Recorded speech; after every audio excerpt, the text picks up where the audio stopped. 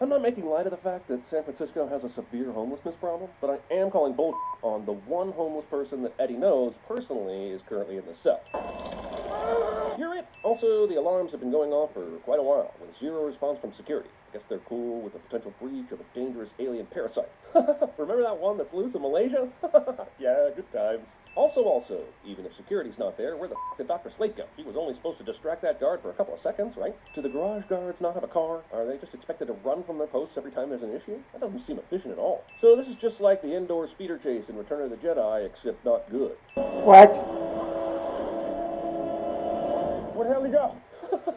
What? All those guys were running toward him, and the two cars were driving to him, and not one person saw or heard him climb all the f***ing way up this tree? This is Dora. Holy movie just yada-yada'd how Eddie escaped from that predicament. How long was he in the tree? Did security really give up? Isn't the lab on an island? If so, how'd he get off? Jesus, this movie actually would have been good if it tried like 22% harder. You're fired. But we won't have any investigation of Dr. Dora, even though we can easily and immediately determine that she let the intruder into the lab, because she was super good in that movie about the little girl that was good at math. What the f***? It's been 6 goddamn months since all this went down, but this woman has just been wandering the countryside eating people and no one noticed? Wait, Dora knows that the symbiote escaped and that Eddie was at least tangentially affected considering his method of escape. So why does she respond that she's okay? Fucking scientists always making it about themselves.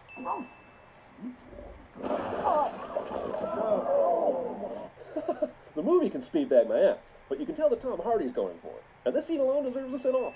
No, it doesn't! I hate that scene! Get some wrestling. I'll call you when your tests are in. Yeah, but Eddie just I'm sorry, but that scene, that lobster scene, it was just awkward as hell. straight up crashed a fancy lunch spot, assaulted some fools, vandalized the place, then ate a live lobster. And there are no legal repercussions to this? Man, I've seen movies revel in their locations, but I don't think I've ever seen one that San Francisco is harder than this. You have a parasite.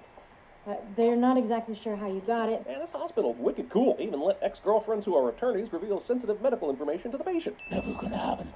Just stop doing that. Did anyone explain how the symbiote knows English while talking to Eddie? I mean, the host from Malaysia wasn't speaking Malaysianese, right? But I need you to tell me who is here with you. I can't do that. Nor can the security system in this f***ing lab, which must be from the 1920s. Seriously, there was camera footage of Bucky killing Howard Stark, but nothing caught Bane and Harley Quinn last night? Open it. Movie totally wastes Jenny Slate, and that is definitely a sin. Eddie, where's the bug? This scene is total manufactured bull. Even Drake acknowledged that whoever broke into the lab had been infected, so they know exactly where the bug is. And if that's the case, why didn't they just immediately trank his ass, like Dan did back at the restaurant? The original tagline for this movie. Mr. Drake, our subject is carrying the symbiote. Man, everyone is super casual about the symbiote being loose. Seriously, this guy sounds as excited as a dude calling his wife after picking up some milk of magnesia at the drugstore. He's achieved symbiosis. Are you seeing this? Yes, we are, and while we'll never know how or why, we know it's convenient as that the guy whose life he destroyed 6 months ago is the first person who has perfectly been compatible with the symbiote. And he sees this reflection how exactly?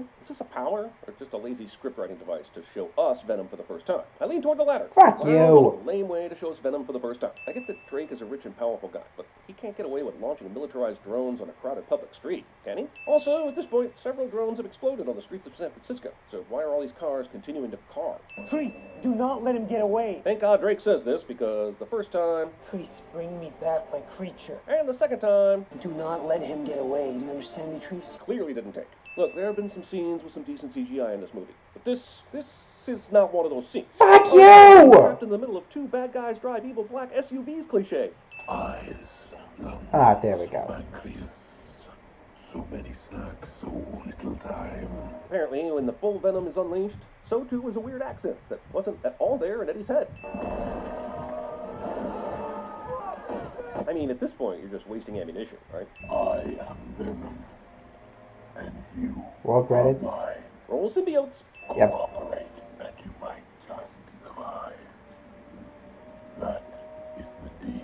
Jesus, that's the deal? Sounds as reasonable as Mexico will pay for it. I got Eddie's labs back, and it's worse than I thought. So I figured I'd call you and discuss it, rather than wait until I got a hold of the guy with the actual medical issue. Anyway, up for sushi tonight? It is peaceful up here. Surprisingly so, considering you just noisily scaled one of the most famous skyscrapers in the city by tearing at its facade. It's in the rafters! I know we need an action sequence here and all, but who the f*** are these assholes? Are they SWAT? If so, who called them? If they're Oh, there we go. did they know he was here? My point is, movie clearly started with how this scene, without thinking about why this scene. Yeah, I can agree. How the hell did they get there? Gene Simmons, eat your tongue out. I mean, lick your heart out. Wait. Fucking what? Andy not only picks this place to look for Eddie, even though he hasn't worked here for over 6 months. There's also no fucking perimeter set up by the police to keep her out. God damn, this movie's aggressively dumb. Hospital, right now. Sure, don't worry about these brave men in uniform, some of which are gravely injured right now. I mean, don't even call that in. But how? And why isn't everyone on top of them right now, like they were a few minutes ago? Hello? As I watch Suddenly Alone Drake meet up with a little girl that somehow made it into this secure lab without anyone noticing, it occurs to me that this scene seriously feels like it's from a completely different movie. Honestly, I had to check to make sure I didn't have a different disc in there for a second. What? No, don't do that. Wait, how is Eddie still alive, when every time any of the symbiotes have left a host, the host has died? Look at you now, huh? Now you're dying too. Ah yes, they've found the symbiote's natural enemy, a single glass pane sliding door. You want to tell me what the hell's going on? Sure, do you want to maybe call someone about the obviously alien substance that's stuck in your MRI machine room? I'm not insane. What's insane is the way humans choose to live today. If Drake's infected and still alive, he's got everything he wants, right? So why even go into the expository villain mode? Just head out to space, man. Where is my symbiote? I have no idea. I don't know, but I guess he's on a smoke break with whoever was supposed to properly mix this audio.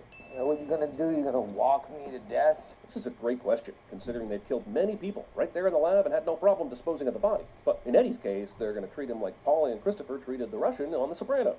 This launch pad is hilariously close to a major metropolitan area. So why does Dryat kill his entire crew? I know he can pilot the spaceship on his own, but doesn't he want someone on the ground to help out with logistics? Like Pam? Pam was great at logistics until she was decapitated. We won't let you destroy this world.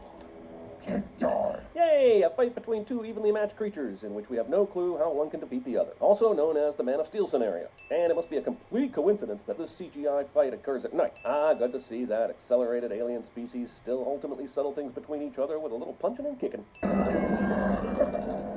Jesus, Anne sure does have this sound wave defense down pat. How did she even know where the sound doohickey was, and how to connect it to the loudspeakers?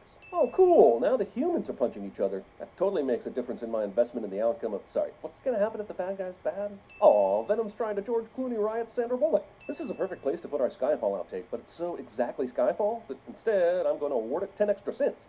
I'm sorry about Venom. Well, I appreciate it, but this is a little too late in the game for apologies, especially since I've sat through nearly the entire thing. Thankfully, Into the Spider-Verse saved us from this nonsense being Stan Lee's final movie cameo. Payments due, Chun. I mean, does this thug asshole wait for Eddie to walk in here before he holds Mrs. Chin over the coals? You will be this armless, legless, faceless thing, won't you? Rolling down the street. He's gonna say something about it, isn't he? Yep, this line is what got the fanboys' boners raging. Do with that what you will. Okay, so did Venom eat the entirety of the thug? I understand swallowing a head, but not a whole body, right? Or is this like Wolfenstein, where the bodies just disappear after you kill them? Now get out of here. Actually, another sin is that before they went into the store, it's daytime. But when they leave, it's night. And I will. There's gonna be... Double skip! Oh, fuck you. Hey, Parker. Ooh, my spider sense is tingling. Space, says the introduction to the Hitchhiker's Guide, is big. Really big.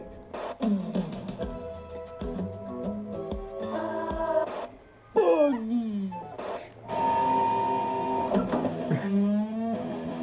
Come on, touch it. Huh? Come on, you need human contact. Touch it.